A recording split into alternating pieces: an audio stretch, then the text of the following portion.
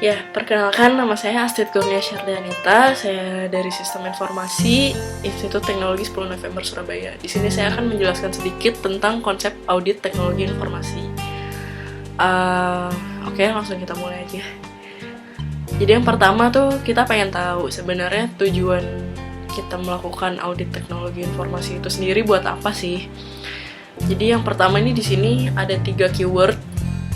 Yang pertama ketidaksesuaian, yang kedua itu ketidakpatutan, dan yang ketiga itu standar.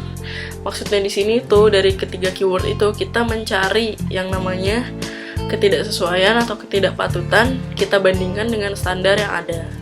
Tapi di sini catatannya tidak sampai proses memperbaiki atau merubah, tapi cuman kita mengetahui aja kesalahannya di mana gitu. Nah, terus di sini ada sedikit ilustrasi. Di sini ada tujuan perusahaan. Dia dilingkupi oleh SOP yang diatur oleh perusahaan itu di dalam perusahaan. Nah, di situ kan namanya itu sebuah proses ya, di mana SOP itu mengikuti tujuan. Nah, di sini sedangkan di luar perusahaan itu ada yang namanya standar. Standar ini dibuat oleh pihak luar di luar perusahaan, pihak independen.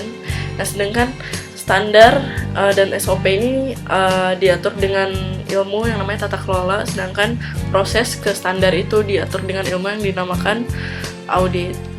Nah, di sini audit ini sebenarnya dapat dilakukan tanpa SOP yang ada, tanpa adanya SOP di dalam perusahaan.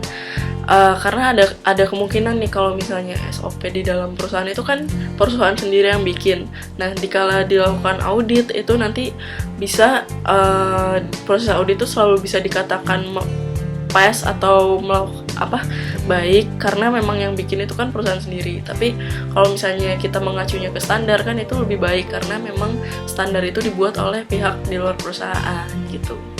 Nah, ini kenapa sih kita mengacu ke standar? Nah, yang alasannya itu yang pertama kita pengen meminimalisir adanya resiko yang bisa menghambat tujuan perusahaan tadi gitu. Jadi kan kalau misalnya tadi yang bikin itu SOP, kita acuannya SOP gitu, kita bisa aja gitu kan selalu bisa melampaui. Tapi kalau yang kita acu standar itu kita bisa lah tujuannya bisa tercapai gitu.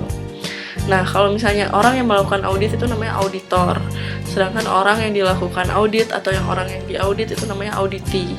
Nah, auditor itu sendiri itu tidak melihat proses berjalannya suatu pekerjaan atau kinerja, tapi dia langsung saja melihat bukti atau hasil akhirnya gitu. Jadi dia melakukannya itu setelah proses berjalan. Nah, di sini ada contoh-contoh auditis. Yang pertama ini ada yang namanya IT manager. Terus kemudian ada pihak manajemen, ada IT spesialis. Di sini bisa dari network, database, terus sistem analis, programmer, dan usernya itu sendiri. Terus kalau dari auditors ini ada 2 jenis. Yang pertama itu internal sama eksternal. Nah, kalau internal itu sendiri ada yang namanya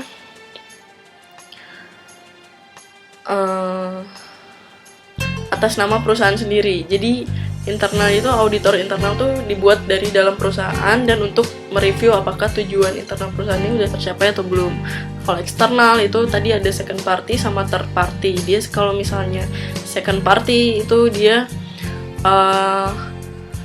memiliki kepentingan di dalam perusahaan, misalnya kayak investor, bisa jadi kayak komisioner gitu. Tapi kalau third party itu pihak independen di luar perusahaan, biasanya buat sertifikasi seperti ISO dan lain-lain. Nah, di sini tugas auditor ada 2. Yang pertama itu memastikan sisi penerapan TI memiliki kontrol yang dibutuhkan.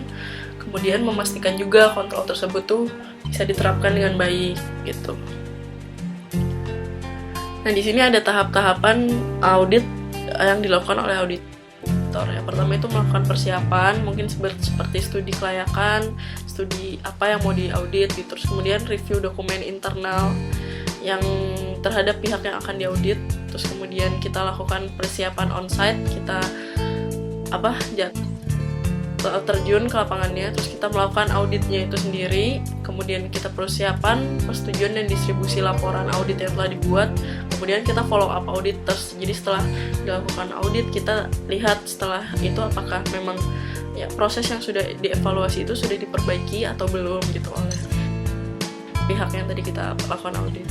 Dan di sini ada mengapa kita harus melakukan audit. Ini yang pertama ada kehilangan data, terus kemudian kemungkinan untuk salah mengambil keputusan, terus kemudian adanya kemungkinan kebocoran data, adanya kemungkinan penyalahgunaan komputer, salah perhitungan, dan adanya kemungkinan untuk ketingginya investasi TI gitu, sehingga perlu dilakukan audit gitu. Nah, ini ada 3 jenis audit. Yang pertama itu ada audit sistem, dia mengaudit sebuah sistem, bisa jadi sistem manajemen atau apa gitu. Kalau compliance ini tuh audit itu. Terus ada yang audit produk sama layanan, itu audit seperti produknya ini apakah udah sesuai atau belum gitu. Nah, ini ada klasifikasi audit. Yang pertama ada finansial, ini tuh audit keuangan ya, jadi kayak misalnya anggaran segini terus yang dipakai berapa, seperti itu. Kalau ada yang kedua ini namanya audit administratif. Ini tuh audit administratif tuh seperti audit yang melihat gitu, misalnya tata cara pembukuan, terus tata cara urutan-urutan kinerja di audit yang menilai gitu, misalnya kinerja operasional di dalam perusahaan itu seperti apa gitu.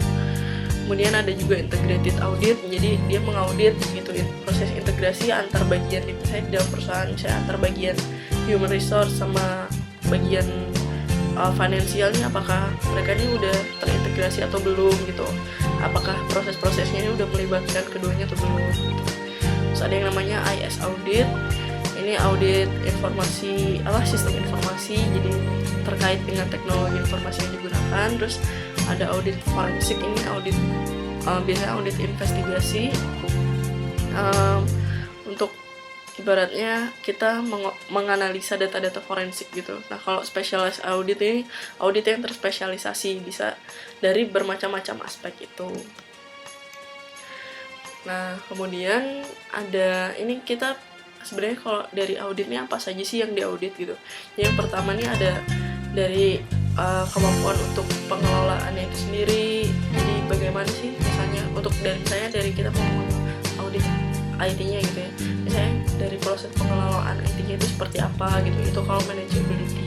Kalau dari keamanannya, misalnya kita apakah sih si teknologi informasi ini udah aman belum sih buat dipakai dalam perusahaan, misalnya dari segi pertahanan terhadap serangan hacker kayak gitu-gitu. Terus dari keandalannya ini, misalnya dia kemampuan untuk apakah dia tuh dengan kemampuan komputer seperti ini, apakah dia bisa bertahan untuk berapa tahun untuk tidak rusak seperti itu. Dan untuk kinerjanya sendiri, apakah ada prosedur-prosedur penggunaan IT di dalam perusahaan itu. Nah, selanjutnya ini ada 6 prinsip audit. Yang pertama integritas, atau ibaratnya kayak asas kepercayaan. Terus yang kedua nih pendekatan berbasis bukti, jadi dia melihat sesuatu tuh dari yang dia lihat aja gitu, memang dia tidak menilai dari prosesnya, jadi dia langsung melihat bukti hasil akhirnya. Terus kemudian adil, jadi fair gitu ya. Terus kemudian rahasia dan pribadi gitu, jadi dia tidak menyebarkan hasil audit itu terhadap pihak-pihak di luar yang tidak berkepentingan. Terus kemudian independen dan kemudian profesional gitu, jadi dia tidak dipengaruhi oleh pihak-pihak lain gitu. Nah, kemudian selanjutnya nah ini ada jadi terminologi yang kita dapatkan setelah kita tadi berbicara panjang lebar mengenai konsep audit nih. Jadi ini terminologinya mungkin bisa menyangkut tata kelola dan manajemen juga. Jadi kalau misalnya audit itu sendiri dilakukan itu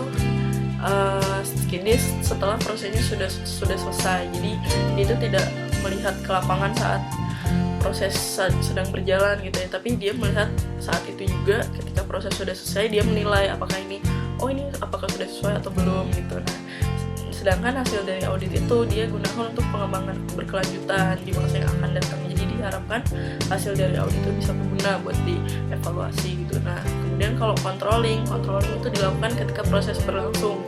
Jadi misalnya dia lagi menjalankan proses operasional gitu, kita nanti ada bagian controlling yang mungkin terjun ke lapangan melihat apakah proses ini sudah sesuai atau belum. Kalau belum, langsung dibenahi saat itu juga di lapangan. Kalau monitoring ini ada pada titik-titik tertentu, jadi misalnya untuk proses apa gitu, nanti dia melihat gitu apakah ini sudah sesuai atau belum gitu. Kemudian kalau evaluasi itu hasil dari controlling dan monitoring ini untuk proses selanjutnya. Jadi langsung diperbaiki saat itu untuk proses selanjutnya biar tidak terjadi seperti itu lagi. Nah, kemudian kalau governance ini seperti kata lain dari tata kelola. Jadi governance ini tuh perintah yang harus dilakukan oleh pelaksana gitu. Nah, bedanya sama manajemen, kalau manajemen tuh bentuk pengelolaan yang memang dijalankan setiap saat secara operasional gitu. Tapi kalau governance ini sifatnya strategis, jadi benar-benar yang mengatur juga dari pihak eksekutif untuk jangka panjang dan mengenai visi misi perusahaan, seperti itu. Mungkin seperti itu yang bisa saya jelaskan pada kesempatan kali ini. Kurang lebihnya mohon maaf. Terima kasih. Wassalamualaikum.